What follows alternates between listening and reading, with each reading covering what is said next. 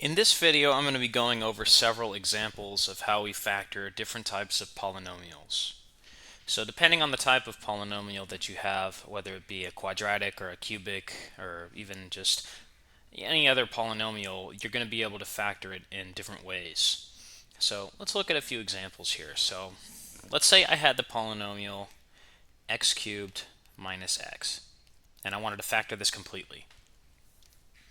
Okay, so the first and easiest way to do it is to take out terms that are take out factors that are common in the terms. So I notice in both of these that I have an x. So what I can do is I can take it out. And then I'm left with x times x squared minus 1. And notice how the second factor here has the form of a squared minus b squared, where a is equal to x and b is equal to 1. And the way that you factor this is always a pair of conjugates. So to completely factor this, we write x times x plus 1 times x minus 1.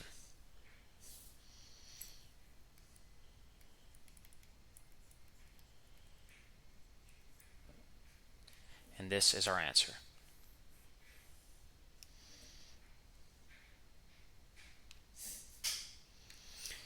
So another example, let's say that I have x times x minus 3 plus 4 times x minus 3. So again, what I'm going to do is search for things that are common in both of the terms. And so I notice that I have an x minus 3 in both of these. So what I can do is I can factor it out. So x minus 3. And then in the first term, I'm left with an x. In the second term, I'm left with a 4.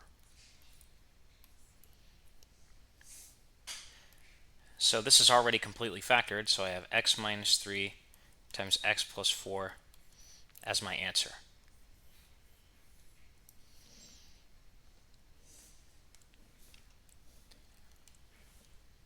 So let's say I had the polynomial 25x squared minus 49.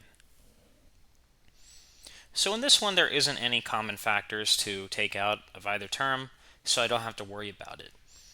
But notice that we have perfect squares in here, and we also have an x squared and a constant term.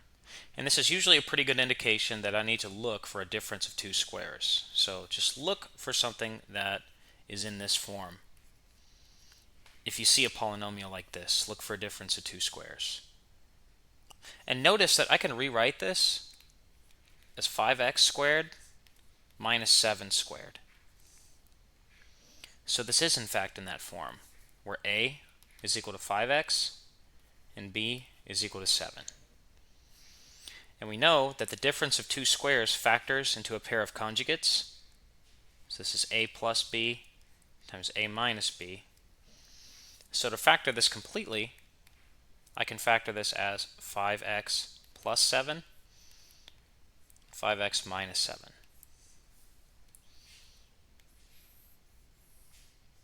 And that's it.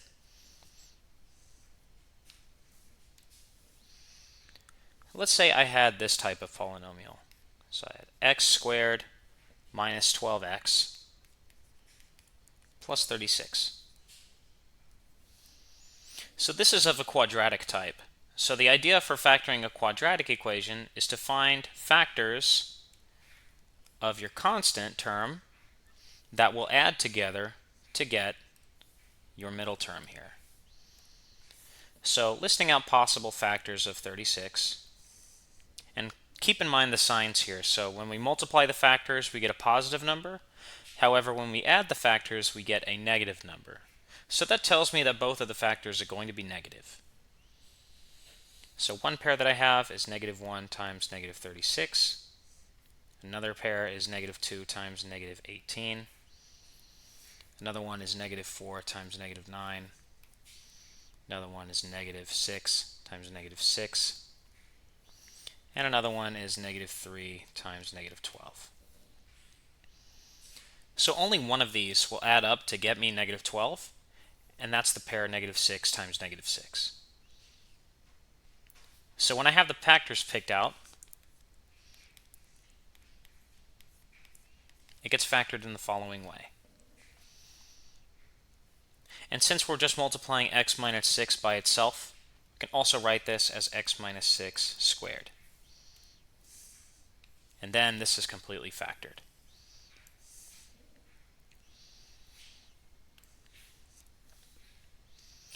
So let's say I had the term x cubed minus 64. So notice that it is of this form, which we call a difference of two cubes, which is very similar to a difference of two squares. So we have a cubed minus b cubed. So this one factors a little bit differently than the difference of two squares does. It factors in this following way. So you have a minus b times a squared plus ab plus b squared. So I can rewrite this as x cubed minus 4 cubed, because 4 cubed just gives me back the 64 and x cubed just gives me the x cubed back. So if I set a equal to x and b equal to 4, then I get the following factored form. So I have a minus b, which is x minus 4, times a squared, which is x squared, plus ab, which is plus 4x, plus b squared, plus 16. So now I need to decide whether or not I can factor the second polynomial, the second term in this polynomial. So if I isolate 16, try to find factors of 16 that are going to add together to get 4, I have 1 times 16, 2 times 8, and I have 4 times 4. And I know that both of the factors are going to be positive because when I multiply them together, I get a positive 16, and when I add them together, I also get a positive number. So none of these factors actually will add up to get our middle term 4, so this is completely factored, at least in the sense of real numbers. If you wanted to be able to factor this further, then you would have complex numbers in your polynomial.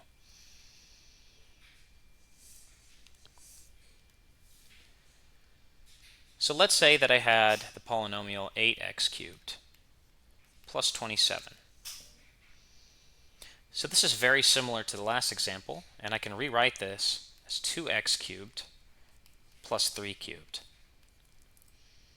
Now since we have a sum of two cubes, which is a cubed plus b cubed, this special form of polynomial factors in the following way. We have a plus b times a squared minus ab plus b squared. So essentially it's the same as the difference of two cubes, except you switch the first positive sign and the minus sign in there. So if I set a equal to 2x and b equal to 3, then this factors in the following way. I have a plus b, which is 2x plus 3,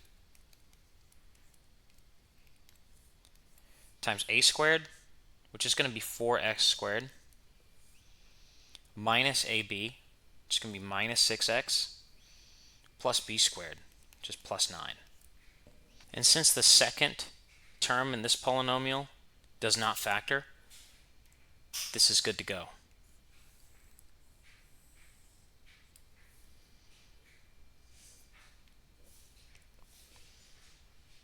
So let's say I had the polynomial 2x squared plus 21x plus 10. So since this is of a quadratic type, I'm going to be factoring it in the following way. Basically a reverse FOIL. So since I have a coefficient in front of the x squared term that is not 1, it's going to factor into something like this.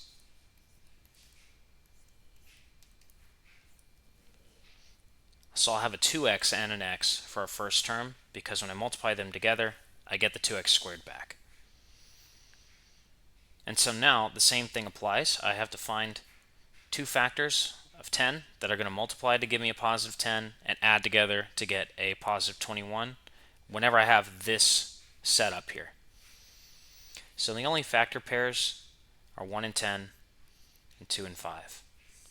And I notice if I use the first factor pair, I plug the 10 in right here and the 1 in right here, if I FOIL this out, so I have 2x squared back times, and I have a 2x times 10, which gives me a plus 20x, x plus 1, which gives me just an x, and then I have the 10 at the end. I get the original polynomial back. So that tells me that this is the correct factorization pair.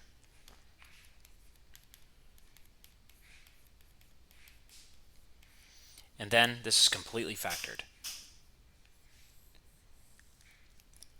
So it gets a little bit trickier if your coefficient in front of the x squared term is not 1, because then you have to take that into account whenever you're choosing factors that multiply to get your constant term and add to get your middle term.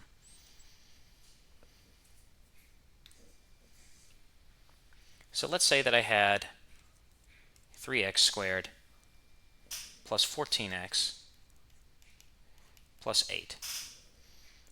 So since this is of quadratic type, I'm going to be choosing two factors of 8 that multiply to get 8, but also add to get the 14 here.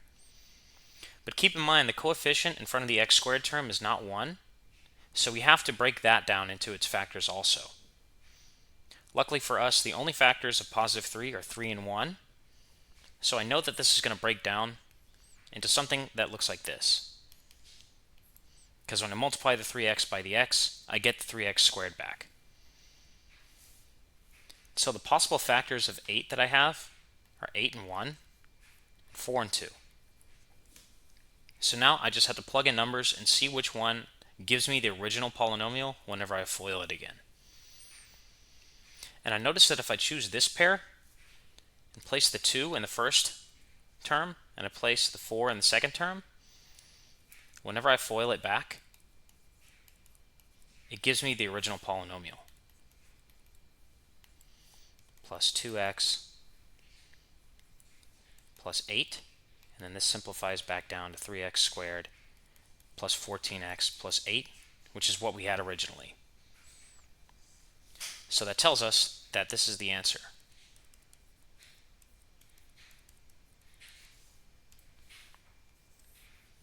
And I know that both of the factors are going to be positive because they multiply to get a positive number and they also add to get a positive number. And the only way that that's possible is if we have two positive numbers.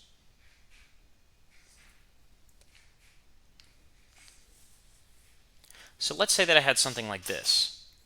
So I have x cubed minus x squared plus 2x minus 2.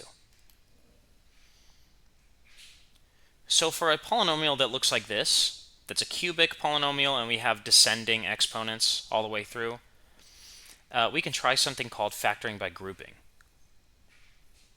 And the procedure for factoring by grouping is as follows.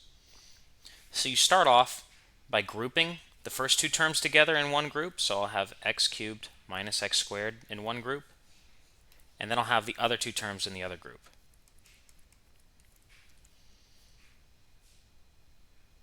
And then I'll look in the first group and see what common factors I have. So I notice that I have an x squared in both these terms, so I can factor it out. And then when I factor out an x squared, I'm just left with x minus 1. And then I do the same thing for the two terms in the second group. So I notice I have a 2 that's common in both of the terms in the second group, so I can factor it out. And when I factor out the 2, I'm left with an x minus 1.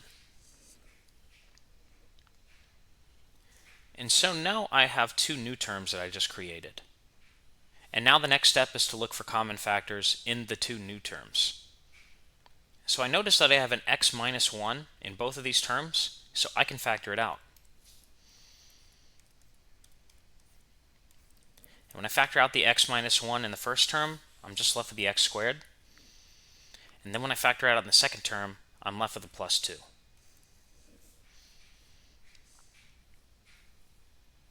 And so we have a sum of two squares here, and that factors out into complex numbers. So in the real domain, this polynomial is fully factored.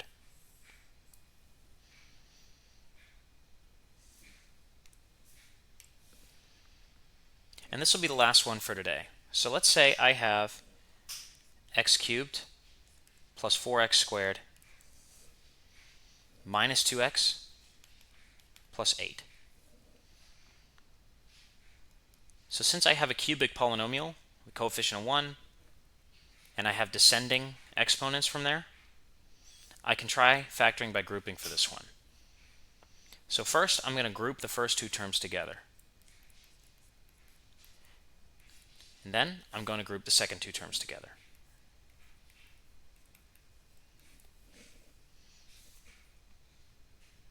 So now I look for common factors in the first group and then factor it out. And I notice I have an x squared that's common in the first group, so I factor that out. And I'm left with x plus 4 in the parentheses when I do that. And then I look for common terms into the second group of terms. And I notice that I have a common factor of 2 in both of these, so I factor that out. And then when I do that, I'm left with x plus 4 in these parentheses. And so I can see I have a common factor of x plus 4 in both of these new terms, so I can factor it out too. So I have x plus 4, and when I factor it out of the first term, I'm left with x squared. And when I factor it out of the second term here, I'm left with a minus 2. And so since we have a difference of 2 squares in the second term here, where a is equal to x and b is equal to 2, and we know that a difference of 2 squares factors as conjugates, I can factor the second term even further. So I have x plus 4. So I have b squared is equal to 2 this time. So this is going to factor out into x plus the square root of 2 times x minus the square root of 2. And just to show you, I'll FOIL these out again to see that you're going to get x squared minus 2 back. And this goes back to my lesson about rationalizing the denominator because we use the conjugate of roots. So just to demonstrate,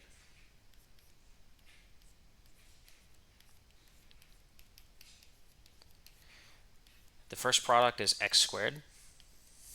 Outside product is minus root 2 times x. Inner product is plus root 2 times x. And these two cancel. And then I have a minus root 2 times a root 2, which just gives me a minus 2, which is what we had in the parentheses up here. So now I know that this is completely factored.